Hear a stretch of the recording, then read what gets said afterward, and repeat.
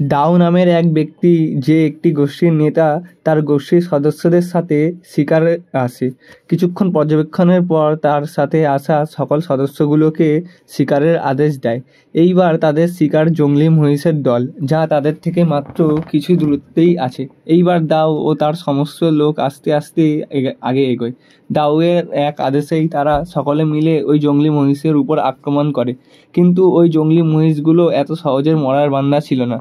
জংলি মহিষগুলো একসাথে দৌড়ানো শুরু করে ও দাউদের দিকে আসা শুরু করে। তখনই দাউ গোষ্ঠীর সদস্যরা একসাথে তাদের হাতে থাকা বর্শাগুলো ছোঁড়ে ওই জংলি মহিষগুলোকে লক্ষ্য করে। ফলে জংলি মহিষরাও ভয় পেয়ে উল্টো দিকে দৌড়ানো চালু করে। তখন ওখানে খুব বড় একটা গভীর খাদ ছিল। দেখতে দেখতেই সব জংলি মহিষগুলো ওই খাদের পড়া শুরু করে।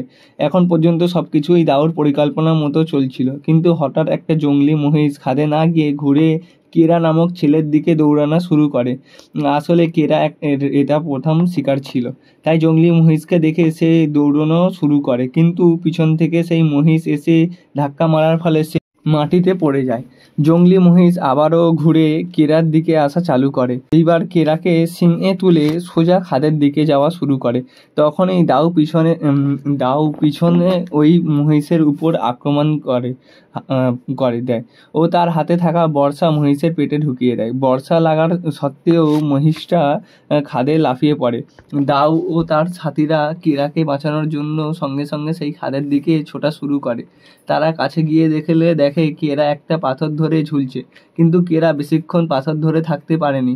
হাত ছেড়ে যাওয়ার ফলে সে নিচে পড়ে যেতে শুরু করে, কিন্তু ভাগ্যক্রমে সে পুরো নিচে নয়, একটা বড় পাথরে পড়ে যায়, যার ফলে কেরা অজ্ঞান হয়ে যায়। আসলে কেরা দাউয়ের ছেলে ছিল, তাই দাউ কেরাকে বাঁচাতে চায়, নিজে গিয়ে কেরাকে বাঁচাতে চাইছিল, কিন্তু দাউয়ের সঙ্গীরা তাকে এমনটা করা থেকে আটকে দেয়। কিছুক্ষণের মধ্যেই রাত হয়ে যায়, কিন্তু দাউর এখনো বিশ্বাস ছিল কেরা এখনো বাঁচতে পারে। তাই জন্য দাউ এখনো ওখানেই বসে কেরাকে আওয়াজ লাগাচ্ছিল। সর্দার হওয়ার কারণে ওখানে বেশি দিন পর্যন্ত থাকতে পারে না, কেননা বরফ পড়ার আগেই তাদের খাবার নিয়ে গোষ্ঠীতে যেতে হবে। তাই জন্য পরের দিন সকালে দাউ মনে পাথর রেখে কেরার সৎ কাজ করে ওখান থেকে যাওয়ার সিদ্ধান্ত নেয়।